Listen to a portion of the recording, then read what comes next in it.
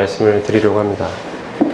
우리가 처음에 이렇게 말씀을 앞에 살펴봤습니다만, 사람을 하나님께서 하나님의 형상대로 만드셨죠. 하나님을 닮은 존재로 만드셨습니다. 근데 죄가 들어왔죠. 죄가 아담과 하와가 마귀의 유혹을 받았습니다. 마음속에 하나님의 말씀에 대한 의심이 있었고 불만이 생겼고, 이때 뱀이 하와의 마음에 하나님께 대한 불신, 교만을 부추겼습니다. 네, 고마워요. 근데 중요한 거는 아담과 하와가 그 선악을 알게 하는 나무의 실과를 따먹은 것은 단순히 하나님이 하지 말라고 하신 것을 한 불순종만을 의미하는 게 아니라는 것입니다. 왜냐하면 사탄이 아담과 하와를 유혹할 때 뭐라고 그랬냐면, 너희가 이것을 먹는 날에는 너희 눈이 밝아져 하나님과 같이 될 것이다, 이렇게 이야기했습니다. 이 선악과를 따먹은 것이 중요한 것은 그들이 하나님과 같이 되려는 마음으로 따먹었다는 것입니다. 다시 말하면 인간이 하나님의 자리에 오르고자 했다는 것입니다. 이것이 바로 죄의 가장 중요한 본질입니다. 단순히 도덕적으로 누군가에게 나쁜 짓을 하고 마음속에 나쁜 생각을 품고 이런 것만이 죄가 아니라, 물론 그것도 죄지만 가장 중요한 죄의 본질은 뭐냐면 인간이 하나님의 자리를 차지하려 한다는 것입니다. 즉 다시 말해서 하나님이 왕이셔야 되는데 그 왕의 자리를 사람이 차지하려 한다는 것입니다. 사람이, 하나님 대신에 사람이 하나님이 되려는 것이죠. 하나님 대신에 사람이 왕이 되려는 것입니다. 자기의 마음속에 하나님을 왕으로 인정하지 않고 내가 왕이 되겠다, 내가 하나님이 되겠다, 내가 주인이 되겠다, 바로 이것이 죄의 본질입니다. 그러므로 우리가 나는 도덕적으로 크게 나쁜 짓을 하지 않고 살았다라는 마음이 드시더라도 여러분의 마음에 하나님이 주인이 아니시다면 여러분은 하나님 앞에 가장 큰 죄를 범한 것입니다. 여러분이 아무리 교회를 나오고 또 어렸을 때부터 성경을 많이 읽고 기도를 한다 할지라도 여러분의 인생의 주인이 여러분 자신이라면 하나님 앞에서 여러분은 큰 죄를 짓고 있는 것입니다. 이것을 반역이라고 부릅니다. 반역. 왕이 있는데 내가 왕이 되려고 하는 것은 바로 반역이죠. 하나님이 왕이신데 내가 왕이 되려고 하는 것은 바로 반역죄인 것입니다. 그러므로 하나님은 이 반역죄에 대해서 반드시 처벌하셔야 되는 것입니다. 왕이 있는데 왕을 모반한 그 죄는 그냥 넘어갈 수가 없는 것이죠. 그래서 여러분이 왜 내가 이런 도덕적인 죄, 거짓말하고 부모님 말씀 안 듣고 이런 것 때문에 내가 왜 지옥에 가야 되냐, 너무 심한 거 아니냐라는 생각이 들 수 있지만요, 여러분이 지은 죄는 도덕적인 죄에 그치는 게 아닙니다. 제가 여러 번 말씀드렸습니다만 도덕적인 죄라면 그냥 도덕 잘 지키면 됩니다. 윤리적으로 살면 됩니다. 우리가 굳이 예수님 믿을 필요가 없습니다. 성경에서 말씀하는 죄가 단순히 도덕적인 거라면, 거짓말하고 누구랑 싸우고 이런 문제라면은 예수님 믿을 필요가 없습니다. 그냥 도덕, 학교에서 배우는 도덕, 윤리 잘 지키며 살면 됩니다. 세상에 있는 종교로도 충분합니다. 그런데 왜 우리가 예수님을 믿어야 하느냐, 이 문제가 우리에겐 중요한 것이죠. 왜냐하면 죄가 도덕적인 문제가 아니기 때문입니다. 죄는 하나님께 대한 반역입니다. 하나님 대신에 내가 왕이 된다는 것입니다. 그래서 종교생활도 내가 왕이 되어야 하는 것입니다. 아까 사탄이 아담과 하와를 유혹할 때 뭐라고 그랬냐면, 이것을 먹는 날에는 네가 하나님같이 되어 선악을 아는 일에 네가 하나님같이 될 거라고 말씀했거든요. 선악을 아는 일이 좋은 거 아닙니까? 눈이 밝아져 하나님같이 되어 선악을 아는 일이 알게 된다는 것이 좋은 거 아니겠어요? 선악을 아는 일이. 그런데 왜 그게 문제가 됩니까? 왜 하나님이 그것을 벌하셔야 되는 문제가 되는 것입니까? 선악을 아는 것 자체가 문제인가요? 그게 아니고, 선악을 아는 일에 이제는 하나님이 주체가 아니라 내가 주체가 되겠다는 것입니다. 선악도 내가 판단하겠다는 것입니다. 내가 생각해서 선이면 선, 내가 생각해서 악이면 악. 하나님이 선이라고 말씀하시면 내 하나님 행하고, 하나님이 악이라고 말씀하시면 내 하나님 하지 않습니다. 이런 하나님께 의존하는 관계가 아니라 이제는 내가 주체가 되겠다는 것입니다. 내가 주인공이 되겠다, 내가 주인이 되겠다, 내가 왕이 되겠다, 이것입니다. 도덕적인 삶도 내가 주인공이 되어 살아가겠다는 것입니다. 하나님이 더 이상 나에게 이래라 저래라 하지 말라는 것입니다. 이것이 인간이 걸어온 길입니다. 인간이 중심이 되는 그 나라를 건설하고자 했죠. 하나님이 필요 없는 나라. 그래서 종교적인 이 삶도 결국은 내가 주인이 되어 살아오지 않았냐는 것입니다. 교회도 나오고 성경도 있지만 내 삶에는 주인공은 나였죠. 나의 영광을 구하며 살았다는 것입니다. 내가 언제 하나님께 물었습니까? 하나님, 제 삶에서 하나님이 원하시는 것이 무엇입니까? 제가 하나님께 순종하고 싶습니다. 제가 어떤 길로 가야 할까요? 하나님 알려주십시오. 하나님께 순종하겠습니다. 하나님, 제가 이렇게 해야 될까요? 저렇게 해야 될까요? 하나님 기뻐하시는 뜻이 무엇입니까? 하나님 뜻대로 살고 싶습니다. 하나님, 제 시간을 지금은 어떻게 써야 할까요? 하나님이 주인이시니까 알려주십시오. 하나님 뜻대로 순종하겠습니다. 하나님, 장래에 제가 무엇이 되어야 할까요? 하나님 알려주십시오. 하나님 뜻에 순종하겠습니다. 이렇게 살지 않았다는 것입니다. 하나님, 제가 오늘 누구를 만나는데 어떤 말을 해야 할까요? 하나님 알려주십시오. 하나님 뜻에 순종하겠습니다. 이렇게 살지 않았다는 것입니다. 하나님 무엇을 기뻐하십니까? 하나님, 제가 누구랑 사귀는 것을 원하십니까? 하나님, 제가 누구를 만나는 걸 원하십니까? 하나님 뜻에 순종하겠습니다. 이렇게 살지 않았다는 것입니다. 다 내가 원하는 대로, 내 뜻대로, 내가 하고자 하는 대로 살아왔다는 것입니다. 이것이 성경에서 말하는 가장 큰 죄입니다. 하나님이 주인인데 내가 주인 노릇하며 살았다. 하나님이 왕인데 내가 왕 노릇하며 살았다. 그것은 반역입니다. 그래서 반역죄를 지은 사탄과 함께 지옥에 떨어지는 것입니다. 죄가 반역이라는 사실을 꼭 기억하십시오. 하나님의 자리를 몰아내고 내가 그 자리에 앉고자 하는 것입니다.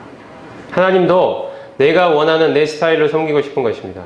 내가 원하는 하나님, 그분을 만들어 놓고, 하나님이라면 이런 분이어야 돼, 내 스타일의 하나님 만들어 놓고 성경에서 말씀하는 하나님에는 관심이 없습니다. 내가 원하는 하나님, 내가 이거 해달라고 하면 해주는 하나님, 마치 알라딘의 요술램프처럼 내가 이게 문지르기만 하면 나와가지고 주인님 무엇을 원하십니까? 힘센 종이 나와서 그래 이렇게 좀 해줘 그러면 네 주인님 이렇게 들어주는 그런 존재로 하나님을 생각했다는 것입니다. 내가 몸이 아플 때 내 병을 낫게 해줄 하나님, 내가 학교에서 시험 봐야 되는데 시험 잘 보게 해줄 하나님, 내가 승진해야 되는데 승진하게 해줄 하나님, 내가 돈을 많이 벌어야 되는데 돈 벌게 해줄 하나님, 내 자식이 잘 돼야 되는데 자식 잘 되게 해줄 하나님, 이런 하나님을 원했다는 것입니다.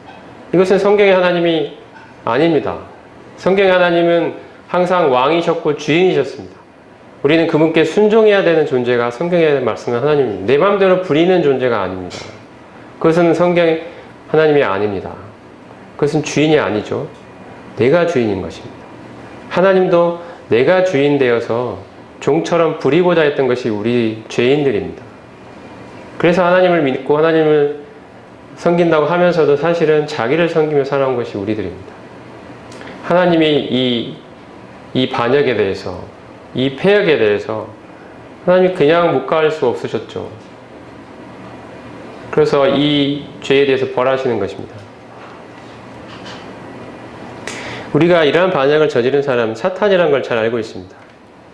사탄은 하나님께서 가장 영화롭게 만드신 천사 중에서도 굉장히 영화롭게 만드신 존재였습니다. 근데 이 존재가 하나님 자리에 오르려고 했습니다. 내가 지극히 높은 자와 같아지리라. 이렇게 사탄이 하나님의 자리에 앉고자 하나님께 반역한 것입니다. 하나님을 몰아내고 자기가 그저 왕자리에 앉겠다는 것입니다. 이것이 사탄이 저질렀던 반역이었습니다.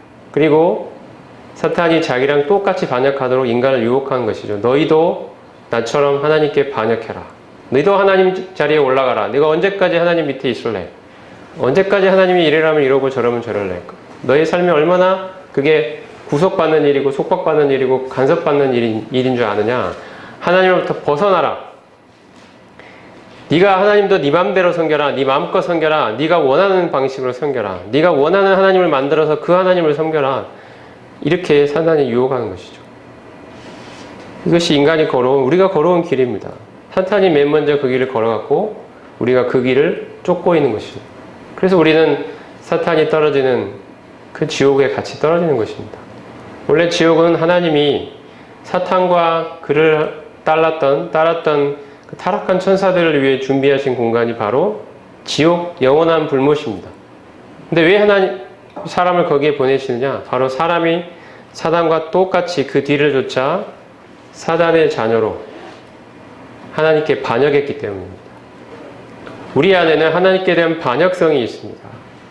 하나님 생각하면 왠지 답답하고 구속받는 것 같고 뭔가 내 뜻대로 못할 것 같고 속박될 것 같고 그 안에는 정말 자유가 없을 것 같고 이렇게 느낌을 자꾸 주는 것이 우리 안에 있는 본성입니다. 타락한 본성입니다. 하나님이 내 삶의 주인이 되시는 게 싫은 거죠. 그 밑에 있는 게 싫은 겁니다. 나는 내가 원하는 내 인생을 살고 싶다. 나는 그래서 하나님으로부터 독립하겠다. 이것이 인간이 걸어온 길입니다. 하나님은 이러한 반역에 대해서 심판하시는 것입니다. 아담과 하와는 이런 하나님께 반역죄를 짓고 에덴 동산으로 쫓겨났죠. 쫓겨나서 그의 삶에는 하나님과의 관계가 끊어지고 죽음이 찾아오게 됐습니다. 그리고 그의 자손들이 전부 다 이러한 죄된 본성을 가지고 태어나게 되었습니다. 그들 안에 본성적으로 하나님이 주인 되시는 것을 싫어하고 자기가 독립적으로 살고 싶은 그 마음을 가지고 태어난다는 것입니다. 그래서 내 인생은 나의 것이라는 노래도 있습니다. 내 인생은 나의 것, 내 인생은 나의 것, 이게 있어요. 그게 우리의 마음을 울립니다. 그렇지, 내 인생은 내 거야. 어느 누구도 내 인생에 간섭하지 못하게 할 거야. 그것이 하나님이라도 안 돼. 내 인생은 내 거니까. 내가 내 뜻대로 내가 원하는 내 꿈을 이루는 내 인생을 만들 거야. 그래서 세상에서 가장 존경하는 사람들이 어떤 종류의 사람들입니까, 여러분? 가장 어려움들을 극복하고 자기가 원하는 자기의 꿈을 마침내 이뤄낸 사람. 그것을 세상에서 제일 존경하고 추앙하죠. 인간이 원하는 최고의 가치로운 삶을 살아낸 그런 인간이기 때문에 자기가 원하는 것을 하면서 살아라는 것입니다. 네 인생은 네 거라는 거예요. 어떤 어려움이 있더라도 네가 원하는 네 꿈을 이뤄. 그것을 자아실현이라고 부르면서 세상은 부축입니다. 사탄은 부축입니다. 네 인생은 네 거야. 네가 주인이야. 네가 주인공이야. 네 뜻대로 살아가. 네가 원하는 네 인생을 살아야지. 누구 말을 들어. 이렇게 이야기합니다. 이것이 세상에 말하는, 사탄이 말하는 하나님으로부터 독립한 인생을, 하나님으로부터 하나님의 주인됨을 거절하도록 살아가는 부추기는 그러한 것입니다. 이것이 우리 인간의 본성 안에 있습니다. 지금 우리 앉아있는 우리 마음에도 있습니다. 이것이 하나님이 말씀하시는 가장 큰 죄입니다. 이것이 우리가 회개해야 될 죄입니다. 우리가 죄하면 하나님 앞에서의 죄라는 사실을 잘 기억하면 좋을 것 같습니다. 하나님의 뜻과 법을 어기는 것입니다. 죄는 사람들과의 관계에서 규정되는 게 아니라 하나님과의 관계에서 규정됩니다. 성경에서 말씀하는 죄는 그것입니다. 도덕에서 말하는 죄하고는 다른 거죠. 도덕에서의 죄는 인간관계 사이에서의 죄입니다. 그래서 상대적이죠. 어떤 사회에서는 이게 죄지만 저 사회에서는 죄가 아닌 거죠. 어떤 사회에서는 한 남자가 여러 여자를 부인으로 거느리고 사는 것이 죄지만 어떤 사회에서는 한 남자가 여러 여자를 거느리고 부인으로 사는 것이 전혀 문제가 되지 않습니다. 이런 것은 상대적인 거죠. 시대에 따라서 또 변합니다. 근데 이 성경에서 말씀하는 죄는 절대적입니다. 그리고 하나님 앞에서의 죄의 문제입니다. 성경에 동성애가 죄라고 되어 있는데 요새 사람들은 동성애가 죄가 아니라고 말해요. 동성애는 단지 기호일 뿐이다. 누가 여자를 좋아할 수도 있고 남자를 좋아할 수도 있고 그건 뭐 자기 취향대로 하는 거지. 남자가 남자 좋아한다고 여자가 여자 좋아한다고 그게 뭐가 문제냐. 이게 이제 요새의 가치관이죠. 성경에서는 분명히 죄라고 합니다.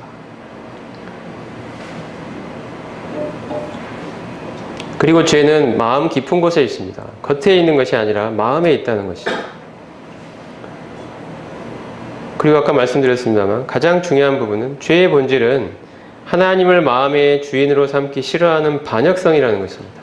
하나님을 주인의 자리에서 끌어내리고 하나님의 주권에서 독립하고자 했던 반역, 이것이 아담의 범죄였고 아담의 후손들이 그 안에 품고 있는 바로 죄된 본성 그 자체입니다.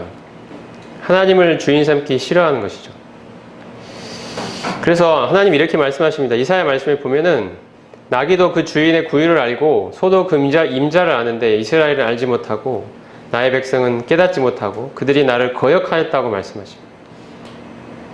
슬프다 범죄한 나라요 허물진 백성이요 행악의 종자요 행위가 부패한 자식이로다. 그들이 여호와를 버리고 이스라엘의 거룩한 일을 만홀히 여겨 멀리하고 물러갔도다. 여호와를 버렸다. 아니 저희는 하나님 섬겼는데요. 하나님께 제물도 바치고 멋진 성전도 만들어 놓고 그 앞에서 매일 제사를 드렸는데 우리가 왜 하나님 버렸다고 그러십니까? 하나님을 만홀히 여겼다고요? 우리는 그런 적 없는데요. 이렇게 사람들이 이야기했어요. 이스라엘 사람들. 우리같이 열심히 하나님 섬긴 민족이 어디 있다고 그런 섭섭한 말을 하십니까? 이것이 그들의 마음이었어요. 근데 왜 하나님이 그들이 여호와를 나를 버렸다고 그러셨을까요? 왜 나를 거역했다고 그러실까요? 오늘날도 우리는 교회에 앉아있고 어렸을 때부터 교회 다녔고 말씀도 읽고 기도도 하고 헌금도 하고 저같이 이렇게 요새 세상에 요새 시대에 이렇게 사는 사람이 어디 있습니까? 하나님 제가 하나님 얼마나 열심히 섬겼는데요. 이렇게 우리는 말합니다. 근데 하나님 그렇지 않다고 얘기하죠. 너희가 나를 버렸다고. 무엇 때문일까요? 그것은 바로 우리 마음 중심에 하나님이 주인이 아니라는 데 있습니다. 나는 내가 원하는 내 인생을 살고 싶은 거지 하나님이 원하는 내 인생을 살고 싶지 않은 거예요. 내 꿈을, 내 뜻을 이루고 싶죠. 여러분이 언제 한번 정말 내 인생에 하나님이 무엇을 원하시는지 그 뜻에 순종하고 싶어서 하나님 앞에 진지하게 물어본 적이 있으십니까? 정말 하나님이 원하는 그 뜻을 순종하고 싶어서 정말 안달이 나신 적이 있으신가요? 정말 하나님 당신 뜻을 순종하고 싶습니다. 하나님 당신께 순종하고 싶습니다. 하나님이 주인이십니다. 하나님 원하는 인생을 살고 싶습니다. 그것이 제가 원하는 게 아닐지라도 저는 그 길을 가겠습니다. 하나님. 하나님 제게 하나님 뜻을 알려주십시오. 정말 저는 하나님을 구합니다. 하나님 제게 주인이십니다. 이렇게 고백한 적이 있으십니까, 여러분? 하나님은 예레미야의 말씀을 통해서 또 이스라엘 백성들에게 그 종교적인 삶을 살고 있던 이스라엘 백성들에게 또 이렇게 이야기하십니다. 내 백성이 두 가지 악을 행하였나니 그들이 생수의 근원되는 나를 버린 것과 스스로 웅덩이를 판 것인데 그것은 물을 가두지 못할 터진 웅덩이들이니라. 두 가지의 죄를 지었는데 첫 번째 죄는 생수의 근원되는 하나님을 버렸다는 것입니다. 이것은 앞에서 봤던 말씀과 마찬가지입니다. 하나님은 왠지 속박이 될 것 같고 하나님의 어떤 간섭을 받기가 싫은 거죠. 그래서 하나님을 겉으로만 이렇게 섬기는 척하고 사실 그 마음은 하나님께 있지 않아요. 하나님을 떠나서 스스로 웅덩이를 팠다. 이 말은 하나님이 아닌 다른 곳에서 자기의 삶의 만족과 기쁨을 얻으려 했다는 것입니다. 어떤 사람은 돈에서, 어떤 사람은 자기 꿈을 이루는 데서, 어떤 사람은 쾌락에서, 어떤 사람은 명예에서, 어떤 사람은 지위, 권세 이런 것을 통해서, 어떤 사람은 사람들과의 관계에서 남자친구 사귀고 여자친구 사귀는 것을 통해서 뭔가 이 연애하면서 뭔가 이 하나님이 아닌 그 다른 것에서 자기 인생의 기쁨과 만족을 얻으려고 했는데 이것이 바로 죄라는 것입니다. 하나님 말씀하시는 두 가지 죄. 이 삶이 만족스러울 것 같은데 물을 담을 수 없는 터진 웅덩이라고 하나님 말씀하십니다. 그러한 삶에 정말 진정한 만족이 있더냐고 하나님 물으십니다. 잠깐 물이 고여있는 것 같지만 이내 빠져버리는 터진 웅덩이. 잠깐 만족과 기쁨이 있는 것 같지만 그것은 잠깐뿐이고 돌아서면 내 마음에는 공허함과 허탈함이 찾아오는 이 삶을 살고 있다는 거죠. 그 이유가 뭔지 아십니까, 여러분? 생수의 근원되는 하나님을 떠났기 때문입니다. 우리의 생수의, 우리의 참된 만족과 기쁨의 근원은 하나님뿐입니다. 물고기가 물을 떠나 살 수 없는 것처럼 우리는 지금 하나님을 떠나 살 수 없는데도 물고기가 물을 떠나서 스스로 자유를 찾아 나는 자유롭고 싶어, 나는 자유인이야, 내 인생은 내 마음대로 살 거야 라고 하나님의 곁을 떠나서 물 밖으로 좀 뛰쳐나온 물고기와도 같습니다. 이 물고기가 그거 어떻게 됩니까, 여러분? 좋을 것 같습니까? 잠깐은 좋을 것 같죠. 하지만 이제 곧 숨통이 조여옵니다. 이제 말라 비틀어지게 됩니다. 하나님을 떠난 인생이 이와 같습니다. 그리고 곧 죽게 될 것입니다. 하나님이 이것이 죄라고 이야기하십니다. 네 반역이, 네 악이 너를 징계하겠고 네 반역이 너를 책망할 것이라. 그런즉 네 하나님 여호와를 버림과 네 속에 나를 경외함이 없는 것이 악이요 고통인 줄 알라. 주 만군의 여호와의 말씀이라. 하나님이 말씀하십니다. 제발 나에게로 돌아와라. 너희가 있는 그곳은 정말 참된 만족과 기쁨이 없는 곳이다. 너희들이 나를 버렸다. 나를 떠났다. 그러므로 너희의 삶에 고통이 있는 것이다. 여호와를 버림과 네 속에 나를 경외함이 없는 것이 악이요 고통인 줄 알라는 것이다. 이것은 죄일 뿐더러 행복이 아니라 고통입니다. 우리의 삶을 피폐하게 만드는 것입니다. 여러분의 삶 가운데 여전히 자기가 주인이고 하나님이 주인이 아니시라면 그 길에서 돌이키십시오.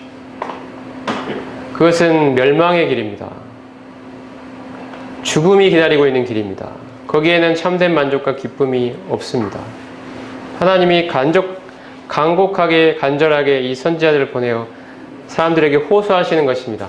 너희가 겉으로 나를 섬기는 그 일로 나 하나님 섬겼다고, 나 종교적으로 살았다고 이야기하지 말라는 것입니다. 너희의 마음은 나를 떠나 있다. 나에게로 돌아오라고 하나님 말씀하십니다. 이 죄라는 것을 나무에다 비유할 수 있는데요. 여기 보시면은, 자, 로마서 1장에 보면은 죄에 대한 말씀이 쭉 나오는데, 너 또한 그들이 마음에 하나님 두기를 싫어하며 하나님께서 그들을 그 상실한 마음대로 내어버려 두사 합당치 못한 일을 하게 하셨으니 곧 모든 불의, 추악, 탐욕, 악의, 시기, 살인, 분쟁, 사기, 악독, 수근수근, 비방, 하나님께서 미워하신 능욕하고 교만하고 자랑, 악을 도모하고 부모를 거역하고 우매하고 배약하고 무정하고 무자비하다. 이런 여러 가지 죄들을 열거하십니다.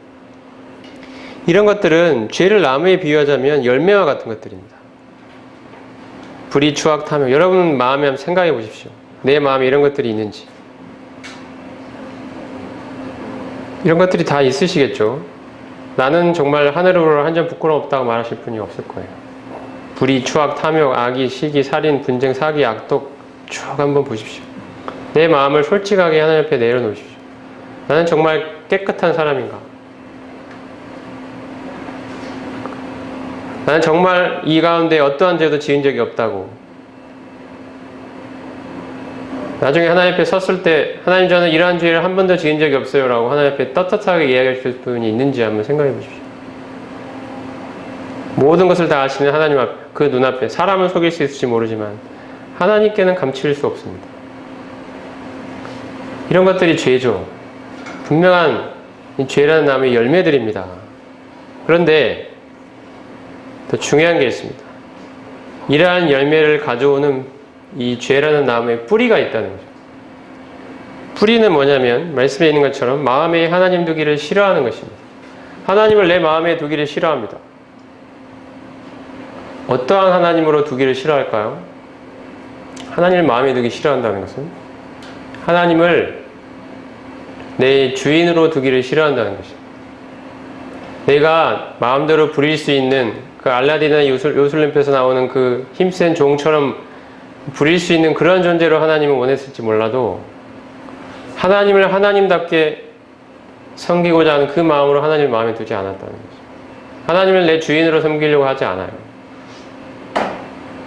하나님은 저 변방에 내가 필요할 때만 부르고 내가 필요 없으면 내칠 수 있는 그런 존재로 그냥 혹시 모르니까 보험처럼 이렇게 옆에 잠깐 두고 있다가 어려운 일이 생기면 하나님 도와주세요 하고 그 일이 사라지면 언제 그랬냐는 듯이 내 마음대로 살고 하는 그런 존재로 뭔가 보험처럼 하나 내가 부릴 수 있는 그냥 그런 어떤 힘센 그 내 종처럼 하나 딱 두고 내 마음에 하나님은 더 이상 하나님이 아닌 거예요. 이것이 우리가 살아온 삶입니다. 이것이 죄의 뿌리입니다. 이 뿌리로부터 수많은 그 죄의 열매들이 맺힌 것입니다. 그러므로 우리가 회개해야 될 죄는 이러한 열매로서의 죄도 물론 당연히 회개해야 됩니다만 그 본질적인 이 문제로서 내 마음에 하나님을 하나님으로 두기 싫어하는 이 문제를 분명히 하나님 앞에 회개해야 됩니다. 이 문제가 해결이 되어야 됩니다. 이 죄에 대해서 하나님이 결코 묵과할 수 없으시고 사탄과 함께 영원한 불못에 떨어뜨리시는 하나님의 이 공의로운 심판이 바로 우리를 기다리고 있는 것입니다. 영원한 불못에 우리는 떨어지게 될 것입니다. 그곳에서 영원토록 고통을 받을 것이라고 말씀합니다. 너희 왼편에 있는 자들아 나를 떠나 그 마귀와 사자들을 위하여 예비된 영영한 불에 들어가라. 하나님이 말씀하십니다. 그곳에서는 영원토록 고통받을 것이라고 말씀하시는 것입니다. 이것이 우리가 지은 죄에 대한 당연히 받아야 될 형벌입니다.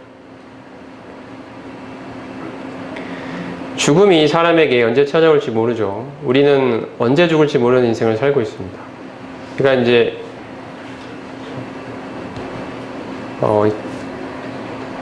화장을 해서 이렇게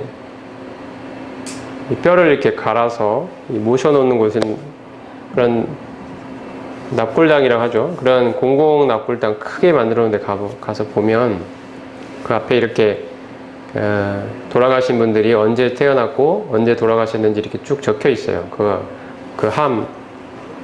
표면에. 그러면 이제 그것들을 쭉 보면 뭐 사진도 이렇게 붙여놓고 막 하는데 어린아이들도 있습니다.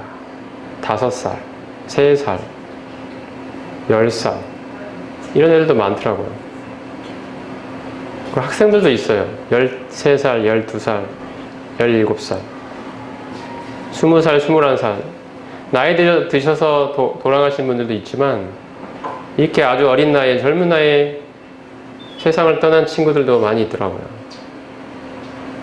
그 사람들은 그 어떤 누구의 사랑하는 아들이었겠죠. 사랑하는 딸이었겠죠. 어렸을 때부터 귀여움을 독차지하며 자랐던 아주 순해 보이는 어린아이였는지도 모릅니다. 근데 그들에게도 죽음은 불시에 찾아왔습니다. 그들이 그렇게 어린 나이에 죽을지 아무도 알지 못했습니다. 사고가 생겼을 것이고요. 갑작스러운 병이 찾아왔을 것이고 그들의 삶에 죽음의 그림자가 드리웠던 것입니다. 이것은 피할 수 없는 사실입니다. 여러분, 세월호에 탔던 그 많은 학생들이 자기가 배에 올라타는 그날이 자기의 마지막 날이 될 거라고 누가 예상을 했겠습니까? 그들이 그 물속에서 그렇게 고통하면서 죽어가고 있을 때 그들이 아침에 그 배를 탈 때만 해도 그날이 그렇게 될 줄, 그렇게 끝날 줄 그들이 상상이라도 했겠습니까? 근데 그들은 바로 그렇게 생기발랄했던 그들은 죽음 시체로 발견될 수밖에 없었던 거죠. 죽음은 어느 순간에 우리를 찾아올지 모릅니다. 우리는 죽음에 대한 준비가 되어 있어야 합니다. 그러므로 우리가 죽고 나면 끝이냐? 그렇지 않습니다. 죽음 이후에 심판이 있다고 하나님 분명히 말씀하십니다. 이 심판의 문제를 우리는 해결을 받아야 됩니다. 내가 지은 죄로 인한 하나님의 분명한 심판, 성경은 분명히 선언하고 있습니다. 이것이 맞을 준비가 되어 있어야 됩니다. 죽음을 맞을 준비가 되어 있어야 합니다. 이 죄의 문제를 해결받아야 되는 것입니다. 내가 하나님 앞에 지은 이 죄를 우리가 뉘우치고 회개하여서 예수 그리스도로 말미암은 이 죄 용서를 우리는 받고 내가 지금 죽더라도 하나님의 용서를 받고 하늘나라에 갈 수 있다는 분명한 이 화평의 안식 가운데 거해야 되는 것입니다. 이것이 우리 죽을 준비입니다.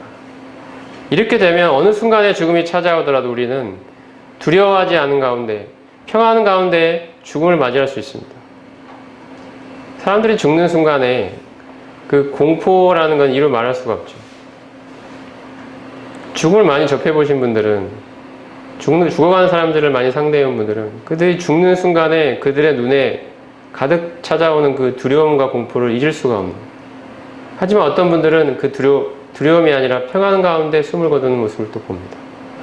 내가 지금 죽으면 정말 하나님이 계신 그곳에서 눈을 뜰 것이다. 그 영원한 나라에서 하나님과 함께 그 평안과 복된 그 사귐을 영원토록 갖게 될 것이다. 내가 그토록 기다리던 주님을 만나게 될 것이다. 이 복된 소망과 확신 가운데 눈을 감는 것입니다. 여러분은 어떤 부류에 속하십니까? 여러분 지금 당장 죽는다면 여러분은 죽음을 맞이할 준비가 되어 계십니까? 죽음 이후에 심판을 맞이할 준비가 되어 있습니다.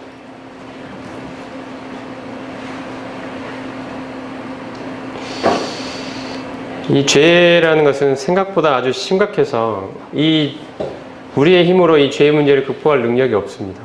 우리 굉장히 부패한 존재들입니다. 성경은 우리의 의가 더러운 옷과 같다라고 이야기합니다. 하나님 앞에 의인이 하나도 없다고 말씀합니다. 만물보다 거짓되고 심히 부패한 것이 사람의 마음이라고 말씀합니다. 사람의 죄악이 세상에 가득했다고 하나님이 말씀하십니다. 이것이 우리 스스로의 하나님에 대해 우리를 진단하시는 하나님의 진단입니다. 우리는 건강하다고 생각하고 영적으로 아무 문제가 없다고 생각하고 살지만, 그리고 이 건강한 날이 영원토록 지속될 것처럼 마치 그렇게 살아가지만, 하나님이 이 만물을 지으시고 우리 인간도 지으신 그 의사 같은 눈으로 우리를 진단하실 때의 눈은 우리는 지금 말기암 환자인 것입니다. 곧 죽음을 앞두고 있는 말기암 환자입니다. 더 이상 손 쓸 수가 없는, 정말 그 앞에 죽음만이 기다리고 있는 그런 상태에 있는 것입니다. 살지만 사는 것 같지 않은 것입니다. 죽음을 앞둔 사형수처럼 이 말기암 환자의 사형이 선고되어 있는, 예정되어 있는 이 말기암 환자 같은 것으로 하나님 우리를 지금 진단하고 계십니다.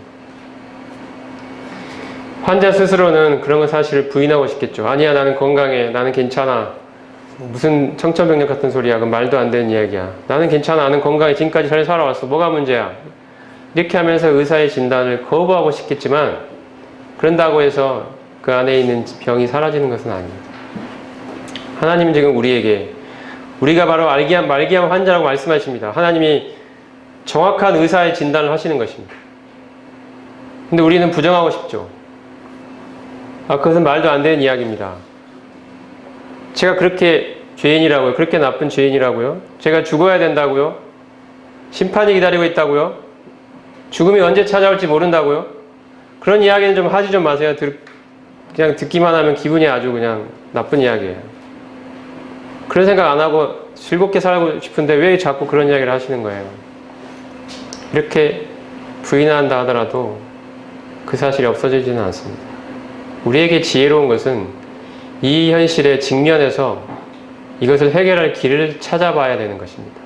이 사실을, 내가 말기암이 걸렸다는 사실을 우리는 받아들여야 됩니다. 그리고 어떻게 이 병을 고칠 수 있는지 그 길을 이제부터 찾아봐야 되는 것입니다. 손 놓고 있다가는 이 암은 점점점 우리 몸에 더 퍼져나갈 것입니다. 정말로 손 쓸 수 없을 그 지경으로 가버릴 것입니다. 그때가 오기 전에 우리는 빨리 이 의사의 진단을 받아들이고 빨리 내가 살 길을 찾아봐야 되는 것입니다. 살 길이 있습니다. 근데 우리가 이것을 거부하면, 이 진단을 거부하면 우리는 그 있는 그 살 길마저 놓쳐버리게 되는 것입니다. 하나님이 여러분에게 지금 복음을 들려주시는 것은 정말 하나님이, 예수님이 다시 오셔서 심판하시는 그날이 오기 전에 마지막으로 하나님이 회개할 기회를 좀 주고 계시다고 성경은 말씀합니다. 하나님이 심판의 때를 지금 늦추시는 것은 한 영혼이라도 더 회개하기에 이르기를 원하신다고 하나님 말씀하십니다. 살 길을 주고자 하시는 것입니다. 진짜 우리의 상태가 그렇기 때문에. 그래서 하나님이 회개하라고 말씀하십니다. 돌이키라고. 여기 보시면 유턴 표시가 되어 있는데요. 여러분, 유턴이 무슨 표시입니까? 차가 진행하던 그 길을, 그 방향을 멈추고 가던 길과 반대 방향으로 돌아서는 것이죠. 돌이키는 것입니다. 이게 유턴이죠.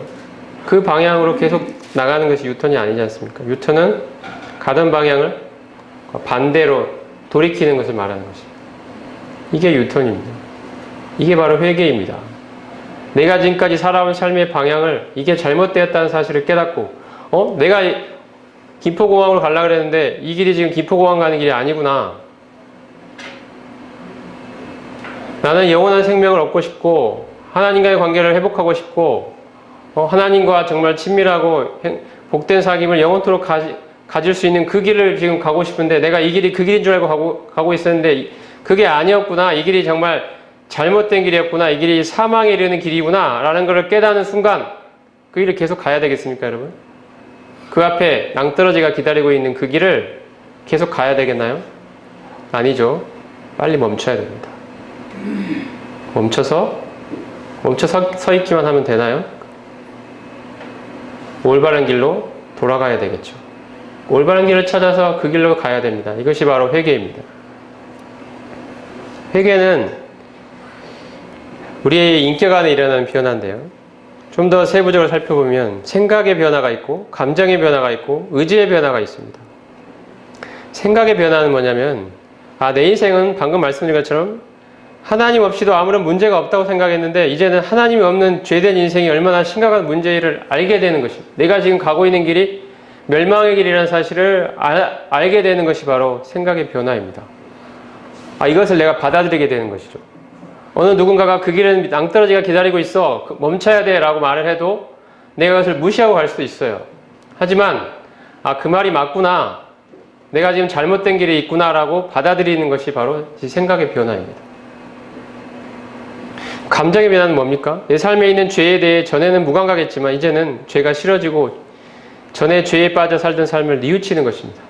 내가 이 길로 가지 말았어야 되는데 후회가 되는 것이죠. 이 길이 잘못된 길이었어. 나 이렇게 살지 말았어야 되는데 더 이상 이렇게 살고 싶지 않아. 나 이게 싫어. 이 죄된 삶이 싫어. 하나님께 반역한 인생이 싫어. 이것이 얼마나 잘못된 것인지 이제 알았어. 이것이 정말 싫어. 나 이제 더 이상 이렇게 살고 싶지 않아. 이것이 정말 미워. 이것이 싫어. 이런 것이죠. 죄가 싫어지는 겁니다. 또 하나 의지의 변화가 있습니다. 이제 돌이켜서 올바른 길로 들어서고자 하는 것입니다. 전에 살던 죄된 삶을 버리고 하나님께로 돌아가 하나님을 섬기고 싶은 그 의지로 변화되는 것입니다. 이것이 회개입니다. 하나님이 여러분에게 간절하게 말씀하십니다. 회개하라고. 왜냐하면 회개를 해야 참된 믿음이 가능하기 때문입니다. 회개가 없이는 우리에게 참된 믿음이 불가능하기 때문에 주님이 회개를 말씀하십니다. 우리가 가던 길을 멈추지 않으면, 돌이키지 않으면 이러한 회개가 없이는 성경에서 말씀하는 참된 믿음도 있을 수 없고, 그러므로 죄사함과 구원과 영생도 있을 수가 없습니다. 여러분의 마음에 분명한 회개가 있어야 됩니다. 내가 살아온 이 죄된 삶을 버리고자 하는 마음이 있어야 됩니다. 내가 주인되어 살아온 이 인생을 버리고자 해야 됩니다. 이것이 잘못이라는 사실, 여기에 하나님의 심판이 있다는 사실, 그 길에 낭떠러지가 기다리고 있다는 사실, 이것이 멸망의 길이라는 사실을, 죽음의 길이라는 사실을 마음으로 인정하고 돌이켜야 합니다. 하나님, 저는 나름대로 올바르게 살아왔다고, 아무 문제가 없이 살아왔다고 생각했는데 그게 아니었군요. 하나님, 제 마음엔 여전히 제가 주인이었습니다. 하나님이 주인이 아니었습니다. 제가 이 죄를 회개합니다. 하나님을 주인으로 섬기고 싶습니다. 제가 주인 되어 살아왔던 그 삶이 이제는 싫습니다. 하나님, 제 삶에 당신이 주인 되기를 원합니다. 이제 제가 하나님을 섬기고 싶습니다. 이런 마음으로 돌이키는 것이, 이것이 회개입니다. 여러분의 마음에 회개가 있기를 원합니다. 여러분 회개하셨습니까?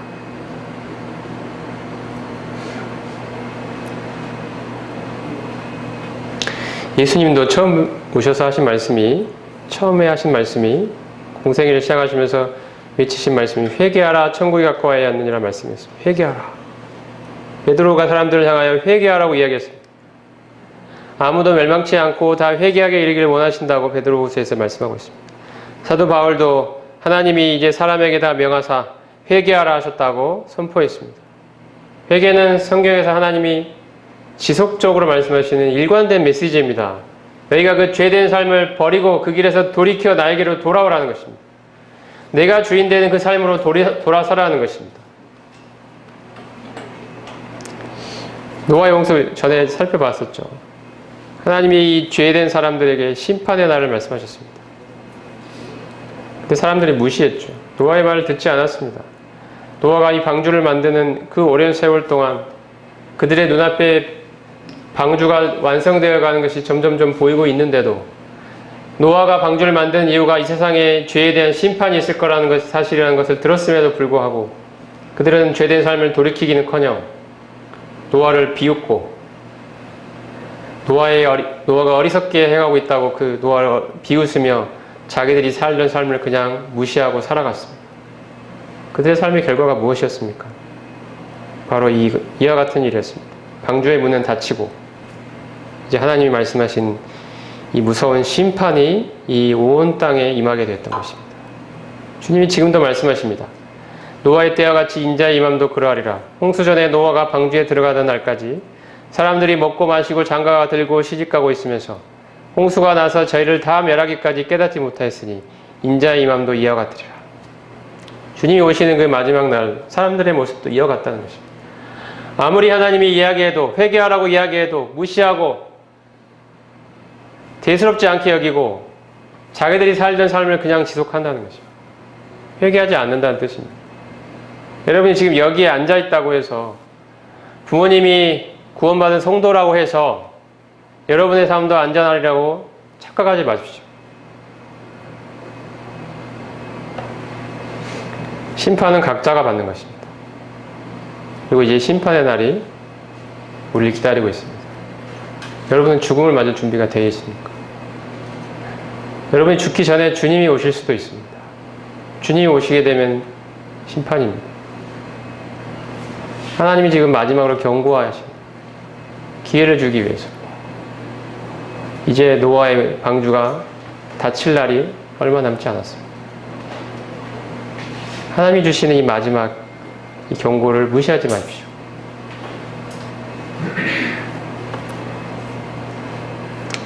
누가복음 15장에 보면 탕자 이야기가 나오죠.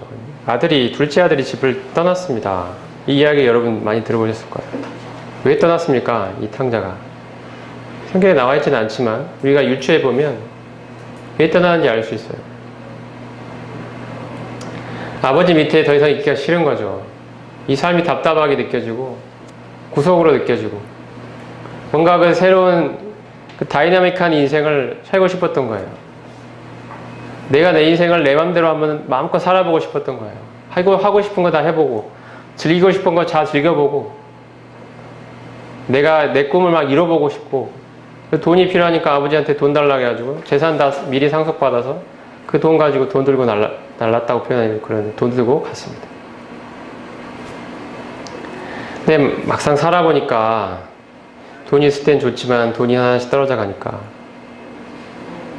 자기 옆에 있던 친구들도 다 떠나고 자기 혼자 이렇게 덩그라니 남아있는데 거기다 흉년까지 들어가지고 성경에 보면 그가 비로소 궁핍했다고 되어 있어요. 이제 자기의 처지를 깨닫게 됐어요. 내가 행복하지 않다는 걸 알게 됐습니다. 내가 궁핍하다는 걸 알게 됐습니다. 아버지를 떠난 인생이 결코 만족스럽지 않고 행복하지 않다는 사실을 알게 됐습니다. 돼지들이 먹는 쥐염 열매로 배를 채우고자 해야 할 만큼 비참한 상태에 떨어지게 됐습니다. 근데 주는 자가 없었다고 이야기해요. 아무도 자기를 돌보지 않아요. 세상에서 자기 혼자라는 사실을 알게 됐어요. 내가 아버지 집에 있을 때는 이렇지 않았는데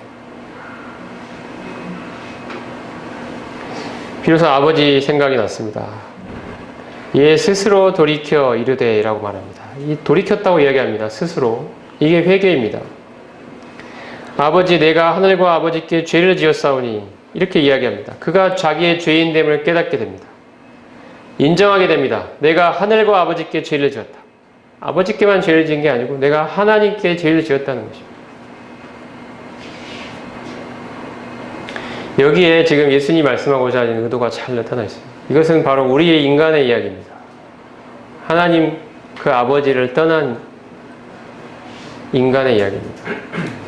그 아버지 밑에 있기 싫어서 아버지의 권위가 싫어서 자기가 주인 되는 자기 인생을 찾고 싶어서 하나님 곁을 떠나간 바로 우리 인간의 모습입니다. 하나님 말씀하십니다. 그 삶에 진정한 만족이 있더냐? 그 삶에 참된 기쁨이 있더냐? 네가 찾던 그 인생이 기다리고 있더냐? 말씀하십니다. 나에게로 와라. 돌아와라. 여기가 네가 있을 곳이다. 여기가 참된 복이 있는 곳이다. 여기에 참된 행복이 있다. 여기에 참된 만족이 있다. 여기에 참된 기쁨이 있다. 내 품으로 돌아와라. 내 밑에 있는 것이 너희의 참된 기쁨이고 만족이고 안식이고 즐거움이라는 사실을 말씀하시는 것입니다. 이것이 누가복음 15장 이 이야기에서 하나님이 우리에게 들려주시는 하나님의 메시지, 하나님의 마음입니다. 이 아들이 아버지께로 돌아갔을 때 아버지가 멀리서부터 그를 알아보고 측은히 여겨 달려가 목을 안고 입을 맞췄다고 이야기합니다. 아버지는 아들이 집을 나가는 그날부터 항상 집 밖에 나와서 아들을 멀리서부터 기다리고 있었던 것입니다. 행여나 아들이 저 멀리서 올까, 오늘이나 올까, 내일 올까 하면서 저 멀리 보이는 아들의 모습을 빨리 알아보기 위해서 집 밖으로 나와서 항상 기다리고 있었던 것입니다. 두 팔을 벌리고 아들이 돌아오는 그날만을 기다리고 있었던 그 아버지의 마음입니다. 아버지, 내가 하늘과 아버지께 죄를 지었사오니 이제 지금부터는 아버지의 아들이라 일컬음을 감당할 수 없습니다. 이야기했을 때 아버지는 종들에게 이르되 제일 좋은 옷을 내어다 입히고 손에 가락지를 끼우고 발에 신을 신기라. 내 아들은 죽었다가 다시 살아났으며 내가 잃었다가 다시 얻었노라. 이게 아버지의 마음입니다. 내 삶의 문제를 해결할 수 있는 유일한 길은 죄된 삶을 청산하고 아버지께로 돌아가는 것입니다. 우리가 아버지께로 돌아갈 때 그분께서는 우리를 진심으로 용서해 주십니다. 두 팔을 벌리고 우리를 끌어안아 주십니다. 하나님께서는 지금도 두 팔을 벌리고 우리가 회개하고 돌아오기를 간절하게 기다리고 계십니다. 이 아버지의 마음으로 여러분 아버지께로 돌아가지 않으시겠습니까? 죄된 삶을 버리고 내가 주인 되어 살아온 그 길을 버리고 하나님이 주인 되시는 그 삶으로 돌아오시지 않겠습니까? 하나님이 집 떠난 아들을 기다리는 그 아버지의 마음으로 아버지 곁을 떠나간 우리를 지금도 기다리고 계십니다. 돌아오라고 간절하게 우리의 마음에 말씀하고 계십니다. 하나님 지금 이 시간에 우리의 심령에 말씀하고 계십니다. 너의 삶을 회개하고 나에게로 돌아오. 이 음성에 화답하시는 여러분이 되기를 바랍니다. 기도하겠습니다. 하나님, 저희는 하나님이 주인 되시는 인생이 싫어서 그 삶이 구속처럼 느껴지고 간섭으로 느껴지고 자유가 없을 것 같고 속박이 있을 것 같아서 내가 원하는 내 인생을 내 뜻대로 개척해보고 싶어서 하나님의 곁을 떠나 하나님의 주권을 벗어나 하나님을 독립하기를 원하고 살아왔던 반역의 길을 걸어온 죄인들입니다. 하나님이 왕 되심을 거절하고 내가 내 인생의 주인으로 살아온 반역 죄인들입니다.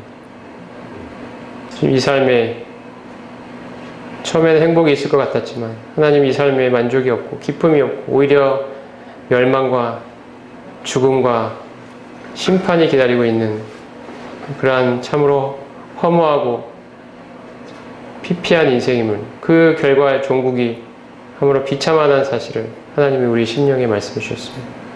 주님, 저희로 하여금 이런 삶에서 돌이켜서 우리의 주인 되신 하나님 아버지께로 돌아가기를 원합니다.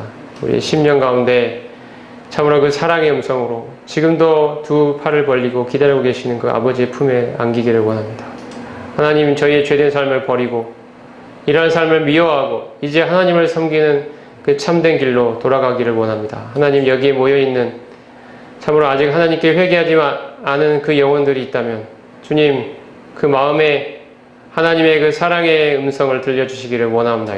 지금도 두 팔을 벌리고 기다리고 계시는 이 하나님의 마음을 참 느낄 수 있도록 하여 주시옵소서. 주님, 은혜를 베풀어 주시기를 기도드립니다. 예수님의 이름으로 기도드렸습니다. 아멘. 감사합니다.